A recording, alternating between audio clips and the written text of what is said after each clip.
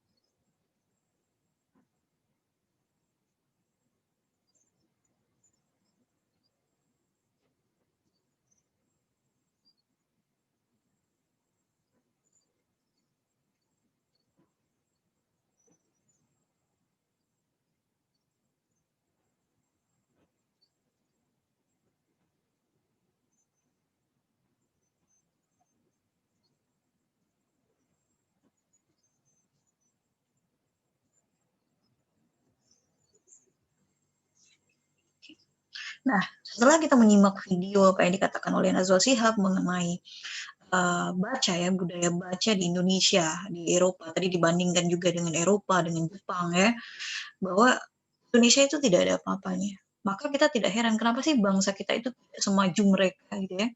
Mengapa tidak sehebat uh, negara-negara maju lainnya ya, seperti di Eropa, kemudian bahkan di Asia sendiri pun ya, dengan Jepang kita ya itu sangat-sangat jauh sekali. Mereka punya kebiasaan menanamkan budaya baca kepada anak-anak sekolah. Mereka mewajibkan anak-anak sekolahnya untuk membaca. Bahkan di tingkatan sekolah menengah atas atau SMA, mereka concern sekali mendorong siswa-siswanya untuk membaca dengan target. Jadi 1 tahun itu mereka bisa membaca yang cukup banyak, 15-17 buku. Kalau saya tanyakan kepada kalian, berapa buku sih yang mungkin sekali kalian baca dalam 1 tahun? Saya rasa kalian membaca pun tidak sampai tuntas 1 buku selesai. Dan itu pun membaca karena adanya perintah atau instruksi entah dari gurunya atau dosennya untuk membaca. Bahkan waktu di awal-awal perkuliahan pun saya pernah menginstruksikan untuk membaca, tetapi ternyata apa? Ketika saya bertanya, apa buku yang kalian punya? Tidak ada. Bahkan hanya 1-2 orang saja yang menjawab, tidak ada. Buku meminjam di perpustakaan. Yang lainnya apa? Hanya mengandalkan materi yang diberikan oleh dosen. Betapa mirisnya ya, generasi muda di Indonesia yang lebih cenderung pasrah gitu ya, suka dengan bacaan-bacaan instan gitu. Sehingga kalian itu mudah sekali untuk dipetir, mudah sekali untuk diprovokasi. Kenapa? Kalian tidak punya cukup ilmu, tidak punya cukup wawasan. Sehingga hanya manut saja, hanya mengikuti saja apa yang dikatakan orang. Itulah kalian. Generasi milenial yang ada di Indonesia. Berbeda jauh dengan negara-negara lain. Kuncinya adalah kalau kita ingin menjadi negara yang besar, negara yang maju, maka kita harus menumbuhkan minat baca kita sehingga kita bisa mengetahui segala macam strategi, ya pengembangan ilmu, bagaimana menghasilkan sesuatu yang bernilai guna, bermanfaat. Dan itu untuk dampaknya untuk kita sendiri terutama gitu. Baru berdampak kepada orang lain. Jadi manfaat yang diterima orang lain itu akan sangat membuat kita dihargai. Ya. Makanya kenapa inovasi-inovasi itu dari Eropa, banyak-banyak inovasi lainnya juga seperti elektronik, makanan dan lain sebagainya itu dari Jepang gitu. Contohlah budaya-budaya negara maju, kita masih negara yang berkembang, nggak tahu berkembangnya sampai kapan. Bahkan kita itu masuk yang peringkat terakhir di dunia. Kenapa? Ya karena budaya dari masyarakatnya sendiri yang tidak mendorong untuk maju, lebih menerima sebagai konsumtif gitu. Konsumen yang selalu aktif untuk menerima masukan-masukan. Tidak mau berusaha menciptakan, menjadi pencipta itu tidak mau. Maunya hanya mengkonsumsi apa barang yang sudah jadi. Ini dia yang perlu kita rubah. Mindset seperti ini yang perlu kita perbaiki agar kita menjadi negara maju. Salah satu upayanya apa? Banyaklah membaca. Luangkan waktu untuk membaca. Misalnya 1 minggu 1 hari saja untuk membaca. Tidak perlu seharian full 24 jam, tidak perlu. Cukup 1-2 jam luangkan waktu. Biarkan dia terbiasa dulu budaya ini. Kalau sudah terbiasa, nanti kita akan merasakan sendiri manfaat yang bisa kita peroleh dari aktivitas membaca tersebut. Oke, sekarang kita masuk dalam pembahasannya. Pada materi ini tentang budaya literasi di sekolah, maka kita bahas dulu tentang apa sih hal-hal yang menarik bagi anak-anak sekolah. Yang menarik bagi mereka adalah game online. Kembali lagi dengan cara pandemik ini ya, dengan situasi pandemik seperti ini. Makin banyak waktu yang luang di rumah. Pembelajaran daring itu terkesan membosankan. Padahal game online ini, itu bisa kita lakukan di mana saja, ya. Wah, apakah itu, pada masa normal ataupun juga pada masa pandemi, sebenarnya game online itu masih bisa tetap kita lakukan.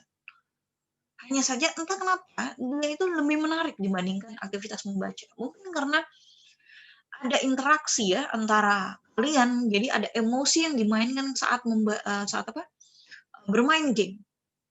Itu yang membuat game online itu jauh lebih menarik daripada membaca yang, kesannya lebih monoton, satu arah, gitu. Dia tidak bisa memberikan feedback, tidak bisa lompat, tidak bisa jatuh, gitu, ya. Ada bunyinya, sehingga banyak anak-anak sekolah itu jauh lebih, tertarik dengan game online, apalagi di masa pandemi ya. Jadi bukannya belajar, bukannya membaca, justru, sambil tiduran ya, sambil, bermalas-malasan, sambil bermain game, seperti itu. Apalagi yang menarik, nonton televisi.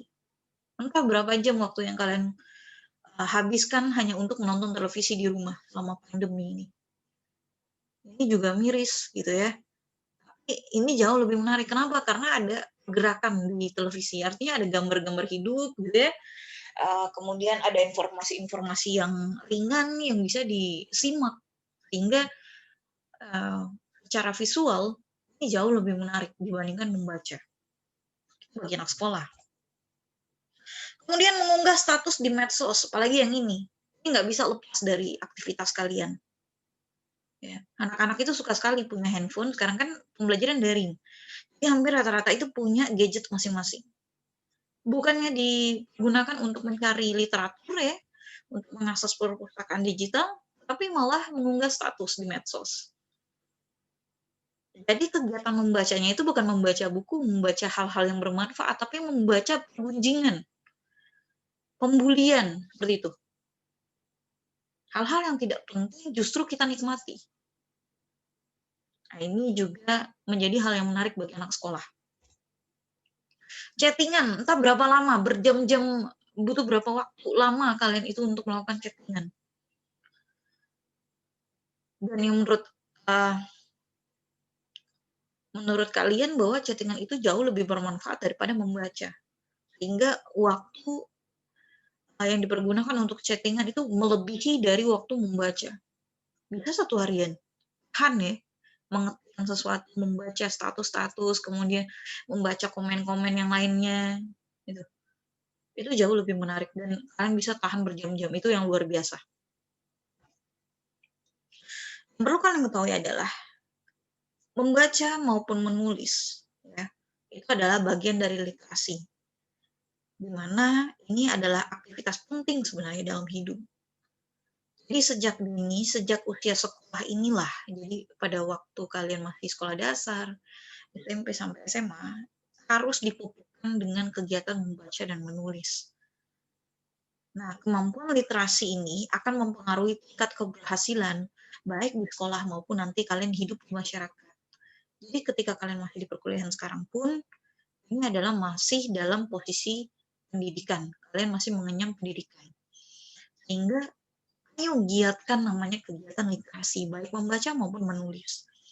Agar ketika kalian nanti sudah lulus dari perkuliahan ini, kalian sudah siap di masyarakat dengan ilmu yang kalian miliki.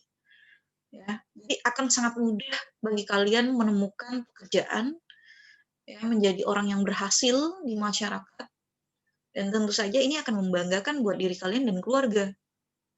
Ya, modalnya cuma satu, cobalah untuk menguatkan kemampuan literasi kalian, kemampuan literasi membaca dan menulis. Pasti nanti akan bermanfaat. Kalau game online, kalian hanya menghabiskan pulsa, menghabiskan daya baterai. Ya, justru malah memicu hal-hal lain, misalnya malas bergerak, ya, kemudian lebih cepat lelah, tidak punya motivasi yang lain selain hanya mencari kesenangan, hiburan saja. Ya, dikurangi, bukannya tidak boleh, tetapi dikurangi untuk hiburan. Ya, oke. Selanjutnya, Apa hal yang tidak menarik bagi anak sekolah, ya itu berkebalikan dengan slide yang sebelumnya. Yang tidak menarik itu membaca buku yang isinya teks aja, apalagi buku pelajaran. Buku pelajaran, buku perkuliahan itu teks semuanya. Karena para penulis memang fokus pada penyajian isi dibandingkan penyajian gambar. Adapun gambar sebagai ilustrasi itu hanya untuk menerangkan saja dari teks-teks yang tersusun. Oleh sebab itu, buku-buku teks atau pelajaran maupun perkuliahan itu biasanya 95% isinya teks kalimat. Karena fokusnya tadi pada isi, ya pada teks.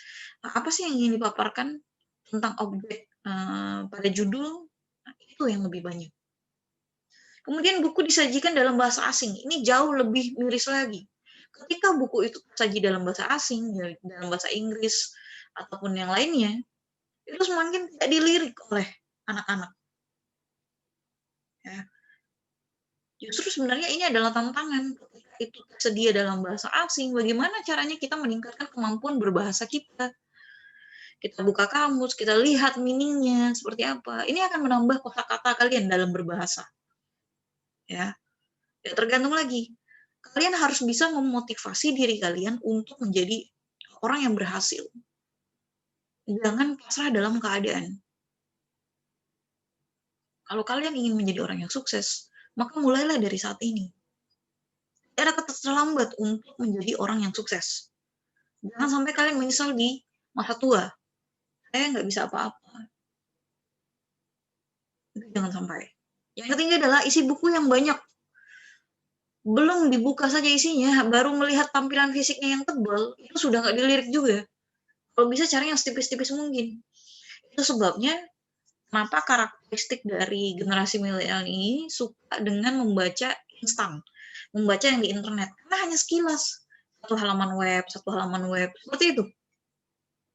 Tidak tahan membaca teks yang terlalu banyak, berhalaman-halaman sampai ratusan halaman. Pokoknya hanya membaca satu halaman. Ya, ini ada kaitannya nih. Jadi hanya baca status yang hanya beberapa kalimat gitu ya. Satu paragraf juga nggak nyampe status-status orang, tapi terus berganti gitu. Kemudian hanya buka website, hanya satu halaman itu saja. Ini yang perlu diperbaiki. Sikap mental karakteristik generasi milenial seperti kalian harus mampu menjawab tantangan global. Kalian itu harus berpengetahuan agar tidak dijajah, agar tidak dimanipulasi, tidak terprovokasi. Ya. Jangan sampai kalian tuh jadi orang yang selalu berada di bawah. Artinya bukan menjadi atasan, tapi selalu jadi bawahan.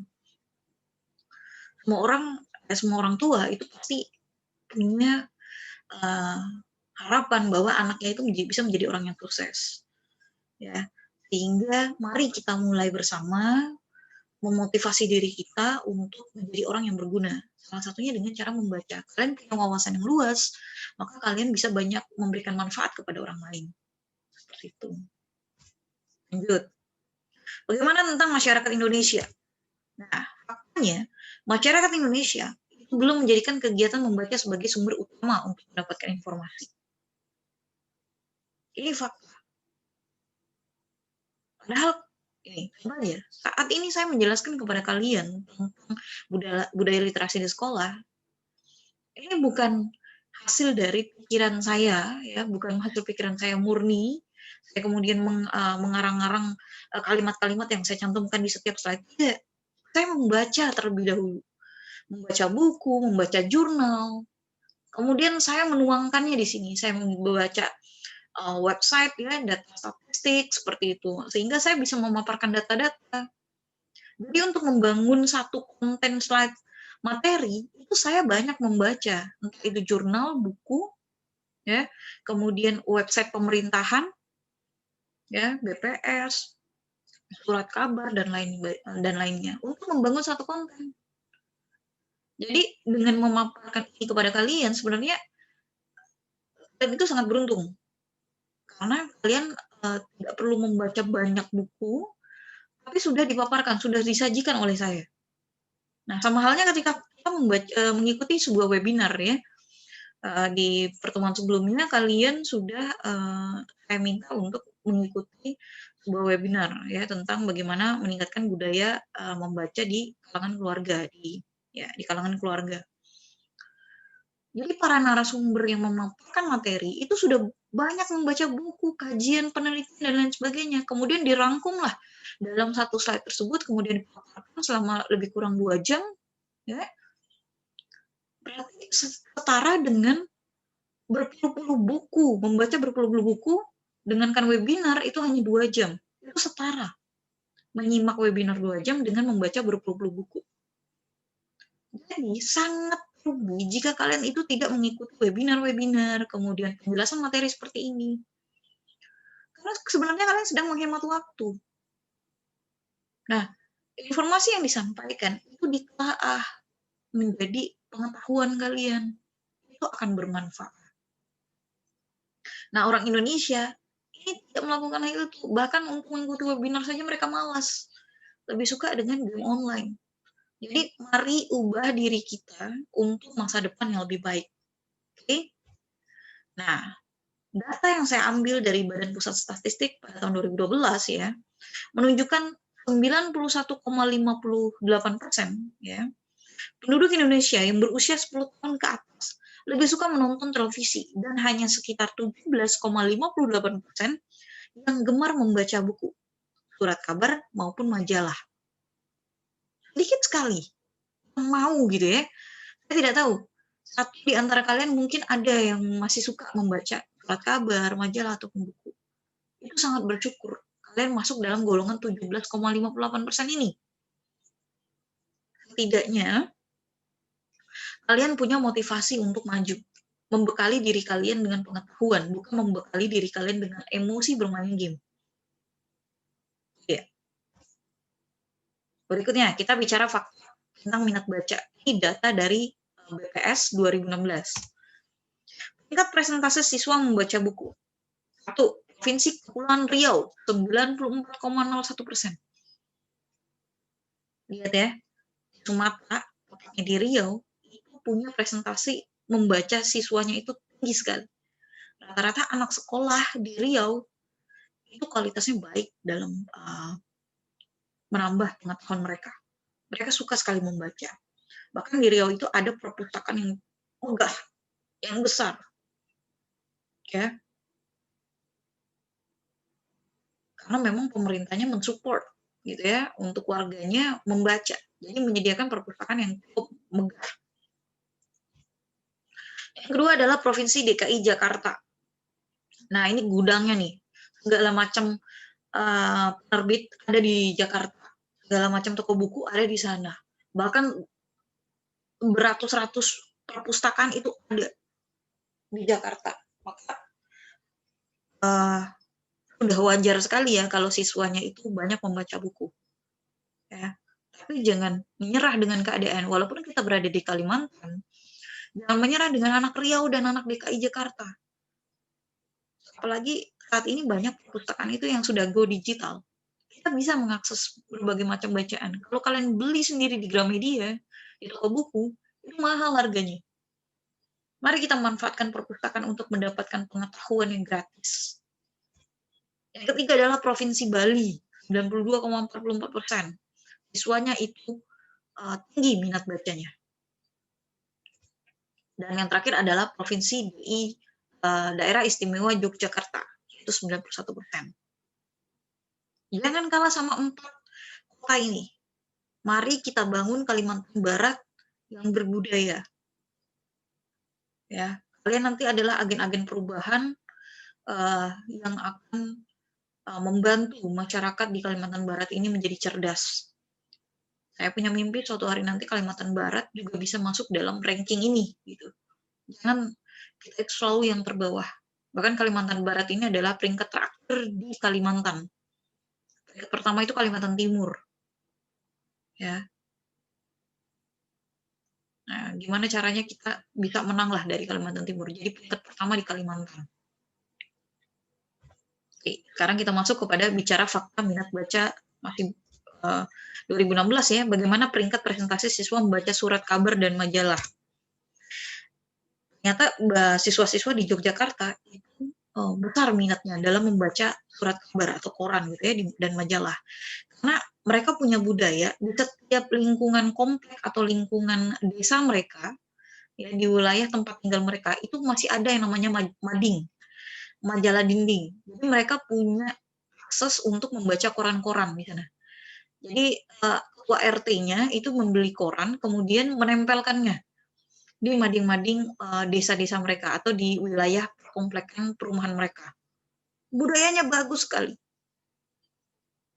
Jadi bagi keluarga yang tidak bisa berlangganan surat kabar bisa membacanya secara umum. Tuh, luar biasa.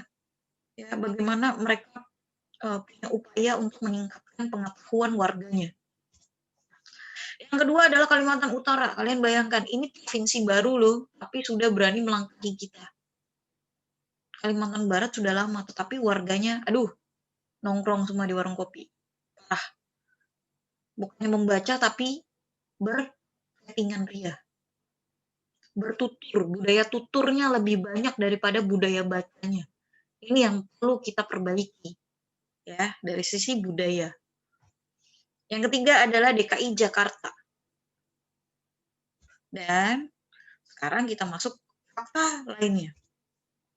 Bahan bacaan yang diminati para pelajar tadi cukup beragam dan berbobot, seperti surat kabar, majalah, artikel elektronik, buku pelajaran maupun buku non-pelajaran. Yang terakhir itu buku non-pelajaran. Jadi para siswa yang minat membaca biasanya meletakkan buku-buku fiksi itu di peringkat terakhir. Jadi mereka lebih suka dengan bacaan-bacaan populer. Bacaan populer itu seperti surat kabar, majalah. Kemudian baru masuk ke bacaan non-fiksi atau bacaan yang memang berkaitan dengan aktivitas mereka, yaitu belajar. Nah, itu bisa lihat dari artikel elektronik maupun buku pelajaran. Nah, baru yang sifatnya hiburan seperti komik novel, itu di peringkat ketiga yang terakhir. Ini adalah bagi siswa-siswa yang memang punya minat terhadap buku, minat terhadap baca. Nah, justru sebaliknya, siswa-siswa yang tidak punya minat terhadap membaca, itu justru menempatkan buku fiksi itu di peringkat pertama. Peringkat kedua itu surat kabar. Peringkat ketiga itu baru buku pelajaran. Nah, terbalik posisinya. Berikutnya kita bahas tentang budaya literasi. Nah, di budaya literasi ada beberapa yang bisa kita lakukan untuk menguatkan budaya literasi, baik membaca maupun penulis. Yang pertama adalah mengoptimalkan peran guru. Nah, guru ini harus bisa memotivasi siswanya untuk ke perpustakaan dan memanfaatkan koleksi-koleksi yang ada di perpustakaan. Kemudian menjadikan perpustakaan sekolah juga sebagai tempat kunjungan dan taman bacaan yang menyenangkan. Jadi bukan untuk menghukum harusnya. Jadi perpustakaan ini bukan tempat untuk menghukum siswa yang nakal. Ya, tetapi untuk dijadikan sumber belajar yang handal. Ya. Kalau bisa di rolling setiap minggu kunjungan dari kelas A ke perpustakaan kelas B di hari berikutnya dan lain sebagainya seperti itu.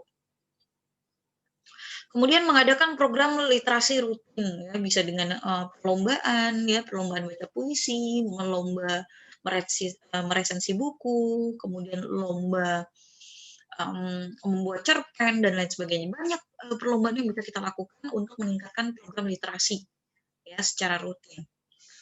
Yang terakhir adalah mengadakan out class atau pembelajaran di luar kelas. Jadi untuk meningkatkan motivasi mereka terhadap membaca juga, itu kita bisa belajar tidak hanya di dalam kelas, tetapi bisa di perpustakaan. Kemudian perpustakaan juga bisa kita setting, tidak indoor, tetapi bisa juga perpustakaan itu outdoor.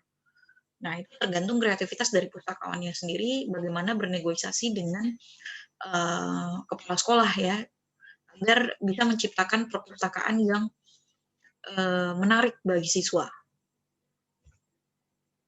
Selanjutnya kita lihat apa sih tujuan dari budaya literasi di sekolah. Yang pertama adalah dengan menumbuhkan budaya literasi, sudah secara otomatis kita itu mendorong membangun generasi yang cerdas. masyarakat yang cerdas, berbasis informasi. Jadi setiap melakukan sesuatu dan pengambilan keputusan, masyarakat yang cerdas itu biasanya berdasarkan dengan informasi atau pengetahuan yang mereka miliki, ya, dengan aktivitas membaca. Kemudian dengan begitu, jika terciptanya budaya literasi di sekolah, kita juga menciptakan generasi yang berkualitas, generasi yang melek terhadap pengetahuan. Yang ketika mereka berargumentasi, berpendapat gitu ya, berdiskusi, baik itu di dalam sekolah maupun maksudnya di dalam kelas ataupun di masyarakat, dia akan berargumen berdasarkan apa yang dia baca. Itu jauh lebih hebat dibandingkan orang-orang yang berpendapat tanpa ada dasar. Jadi cobalah berpendapat atau berargumentasi di dalam forum diskusi ya, itu berdasarkan dengan apa yang kalian baca. Nah, kemudian apa sih perannya perpustakaan informasi dan komunikasi? Apa sih hubungan dari ketiga kata ini? Nah, perpustakaan dan masyarakat itu harus memiliki hubungan yang erat. Bagaimana menciptakan kebutuhan satu sama lainnya. Perpustakaan juga membutuhkan masyarakat agar buku-buku yang ada di perpustakaan itu terbaca, dan masyarakat juga butuh perpustakaan untuk menambah wawasan, pengetahuan, yang dimana setiap informasi yang ada di perpustakaan itu sifatnya gratis. Ya, jadi hemat sekali untuk bisa cerdas. Ya, tinggal datang ke perpustakaan dan memanfaatkan koleksi yang ada. Yang kedua adalah penyelenggaraan perpustakaan yang bertujuan melayani masyarakat harus mampu menyentuh kebutuhan masyarakat. Ya, nah, jadi buku-buku koleksi yang ada di perpustakaan harus disesuaikan dengan kebutuhan masyarakat di sekitarnya. Ya, kalau misalnya mayoritas mata pencarian dari masyarakat setempat di wilayah perpustakaan itu berdiri, misalnya bertani, ya perbanyak koleksi-koleksi buku yang berhubungan dengan pertanian. Kalau berhubungan dengan apa, masyarakat mata pencariannya adalah melaut atau apa ya, melaut ya, bisa diperbanyak koleksi-koleksi yang berhubungan dengan perikanan dan kelautan dan lain sebagainya. Nah, perpustakaan ini perlu juga untuk menyesuaikan koleksi yang dimiliki dengan kebutuhan masyarakat tadi. Jadi tidak boleh misalnya sebagian besar mata pencariannya adalah bertani, tetapi kalian justru menyediakan koleksi-koleksi yang berhubungan dengan pertambangan, koleksi yang berhubungan dengan permesinan, dan lain sebagainya. Bukan tidak boleh, tetapi porsinya dikurangi ya. Nah, jadi lebih perbanyak yang mendukung wilayah atau kebutuhan dari masyarakat tersebut agar mereka bisa meningkatkan daerah mereka sendiri. Ya, kalau memang bertani ya berarti meningkatkan produksi tanam-tanamannya gitu ya, dan lain sebagainya. Oke, jadi itu saja yang bisa saya sampaikan mengenai materi budaya literasi di sekolah. Mari kita bangun kehidupan yang lebih baik dengan membaca buku. Sampai ketemu di materi berikutnya. Assalamualaikum warahmatullahi wabarakatuh.